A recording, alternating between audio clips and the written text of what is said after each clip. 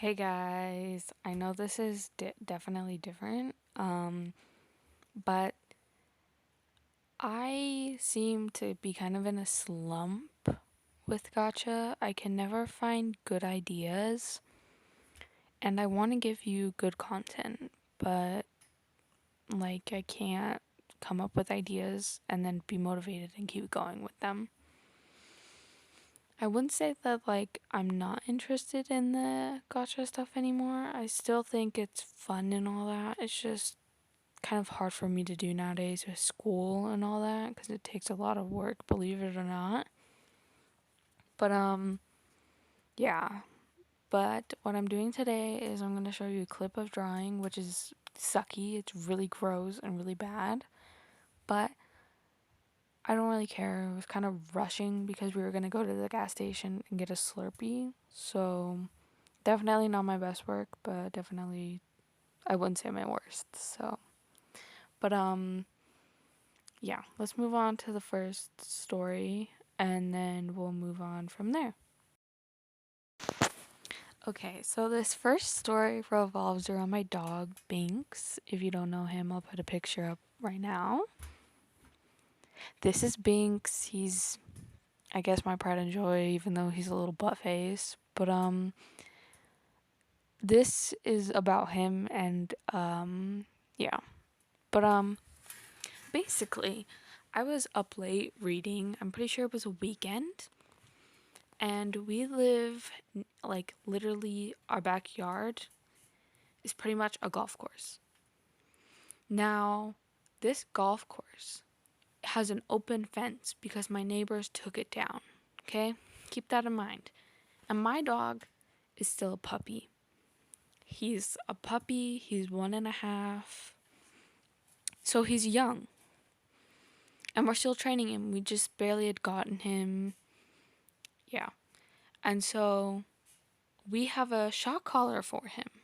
Now, I know some people are really against it, and I know some people aren't. But we have a shock collar to make sure he is in line, because if we do not, he will not listen to anything we say. Anything. He listens to my dad, but not me, my mom, my brothers. It's kind of a nightmare. So, while we're training him, we're teaching him to listen to us and with the shock collar. And so I took him outside to use the bathroom because he was barking at 3, keep in mind, 3 a.m. 3 a.m. He was barking at 3 a.m. So I take him outside and I forgot to put the shock collar on him.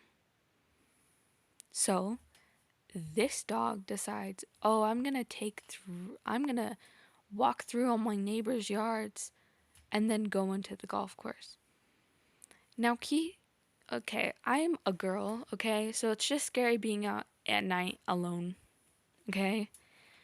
And so I didn't have shoes on. I didn't think he was going to run off.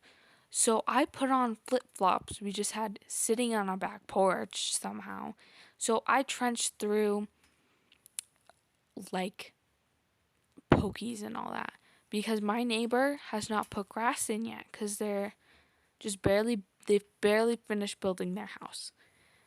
And so I was trenching through pokies in flip-flops. So my feet are in pain. They aren't bleeding, but they're in pain. And so I'm running after this dog. I almost catch him by the tail. Almost. And I know people don't want you pulling on your dog's tail, but sometimes that's the only way, because without it, we cannot, and I mean cannot, catch a hold of him. No matter what I do, he's a fast dog. He's fast, very fast. So I chase him into a golf course, our local golf course, because he would not listen, didn't have the shock collar, and so I'm chasing him all around this stupid golf course, which it's not the golf course's fault. It's my neighbor's. Neighbor, if you're watching, I don't really care. You are stupid for taking down that fence. And I mean, yes, we are supposed to, we don't have a side of our fence in because it's expensive to put fences in. And my dad built my house. So, yeah, we couldn't afford to put the last fence in. And so he went through the open fence, and then, yeah. And so I'm chasing him through this golf course. Sorry, I get sidetracked a lot. So we're chasing him through this golf course.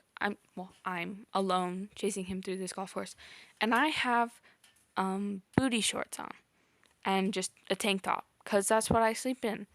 It's comfortable to me, and it was a summer night, so it wasn't super cold, but it was definitely chilly. Like, keep that in mind too.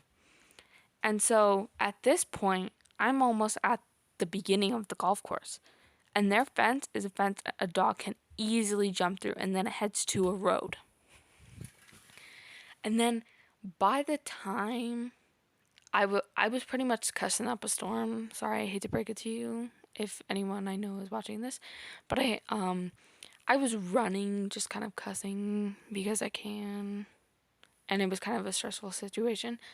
But I was at the beginning of this golf course.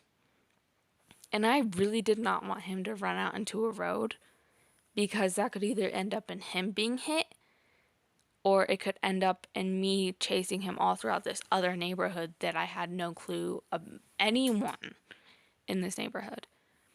And in this golf courses, there's little ponds. I don't know if that's normal or anything because I don't go golfing. I just live next to one. But it has multiple different ponds spread throughout the entire golf course. And so my dog goes up to one of these ponds and sniffs it. He doesn't think it's a pond and he jumps in. And so I'm like, oh, great. And then I realize he doesn't know how to swim. And it's just deep enough to where he can't just stand. And he doesn't know how to swim. So, since I'm the only one that's like out there, I jump in and grab him because he jumped out far. He jumped out like it wasn't in the middle. I mean, like, it was a small pond, but it wasn't in the middle. And so he jumped in, and so I had to jump in because it was too far for me to just grab him. So I get over there, I pull him out of the water, and I'm just dragging him because he dead weights when he doesn't get his way. He's a little spoiled pup, and he just lays down so that you pretty much have to just drag him. So I'm dragging him, okay? And I mean, I stop and make sure he can breathe too, so don't worry. But I'm pretty much dragging him out of this golf course. And now I'm soaking wet, he's soaking wet. And so I finally make it to my house. Now, I told my brother before going out that I was taking him out. I was taking Binks out and all that. And so I get in and he is awake on the couch, just normal as can be. Doesn't even seem worried. I've taken what? I think it was like 8 minutes after this time. Taken 8 minutes just to take a dog out to go to the bathroom. He didn't care. So I was just out there alone, chasing a dog in a golf course. While my brother knew very well I was out there and it shouldn't take more than 8 minutes to get a dog to go to the bathroom. So I get in, I go to my parents' room because we wash him in my mom and dad's shower because they have like a master bathroom and it's like a really good shower for dogs because the rest of them don't have like a hand shower thing, a hand shower head. And so I sprayed him off with that, washed him all down, and then I let him like roll around on the carpet to get kind of dry, and then I just put him back in his kennel. And yes, I kennel my dogs. It's just how we want it to be because we want him kennel trained. So I throw him in his kennel. And so at 3 a.m., I had to change and chase a dog out into the forest in the middle of the night as a girl in clothing that's seen as sexual. So, yeah, that was story number one. Yeah. Anyways, that frustrated me to a whole nother level. But on to story two. Alright, so this is story two. This was when I was definitely younger than how long I am now. So I think it was 2, 3 years ago, and we had just barely moving into a new house, and my dad, like I said in the last one, built my house. And so I was in, not in, I wasn't inside the house. I was outside the house drawing with chalk outside when I used to actually be outside. But I was drawing with chalk. And this white van pulls up, like stereotypical kidnapping van, pulls up with two men in it. They ask me if my mom's home, and I say, let me go check. So I run into the house and I begin to search for my mom. I check in the office, and then I check in my mom's. She has, like, we call it a makeup room, but it's technically like just her little area, I guess. And so, sorry, but basically, I tell her, hey, there's some guys in a van outside. They want to talk to you. And so I take my mom out. Like, she says, give me 1 minute. She finishes putting on some makeup, and then I take her out. Keep in mind, this was only like a minute or two, which is, you wouldn't think that that's a long wait at all. So I walk out, and the van isn't there. And isn't that funny? I'm a little girl outside alone playing with chalk right in the driveway, and a van pulls up. That story kind of creeped me out a little bit, because, like, I don't know what it could have turned into, but I'm glad I didn't see what it turned into. And so my mom was like, yeah, you're not, pick up your chalk while I'm watching you, and you are going to be inside the rest of the day.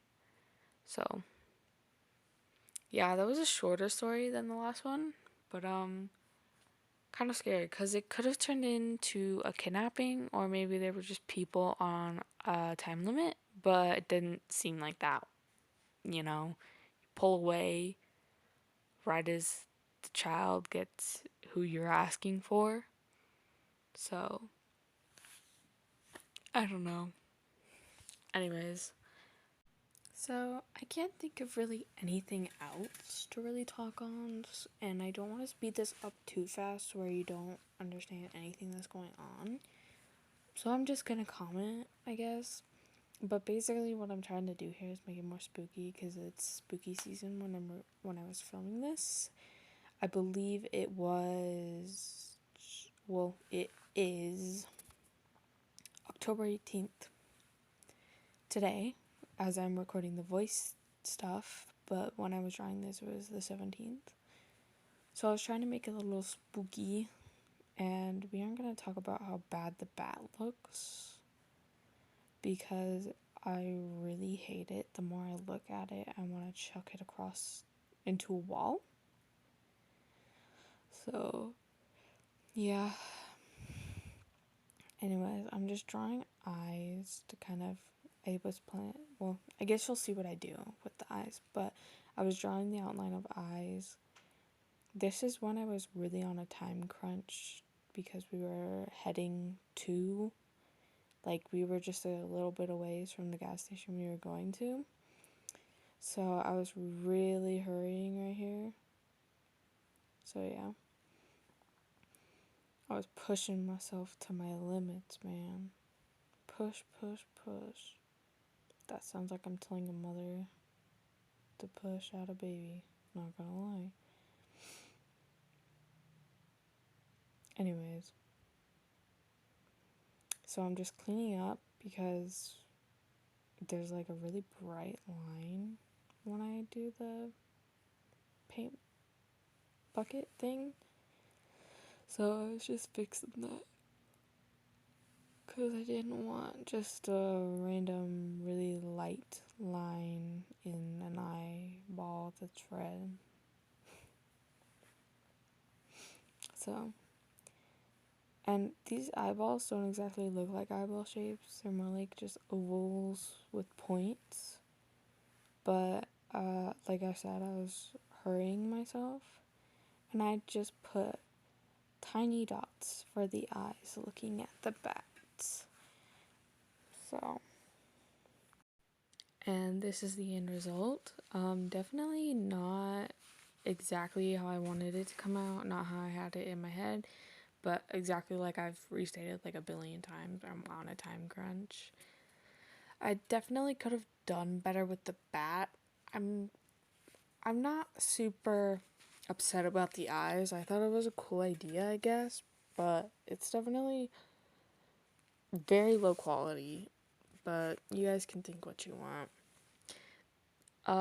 But basically, I'm just gonna quickly talk about the content on my channel. So, with the content of my channel, I'm going to be switching it up a little bit. Instead of just doing gacha, I'll be doing story times like these if I can think of anything, because I kind of lost any ideas I had.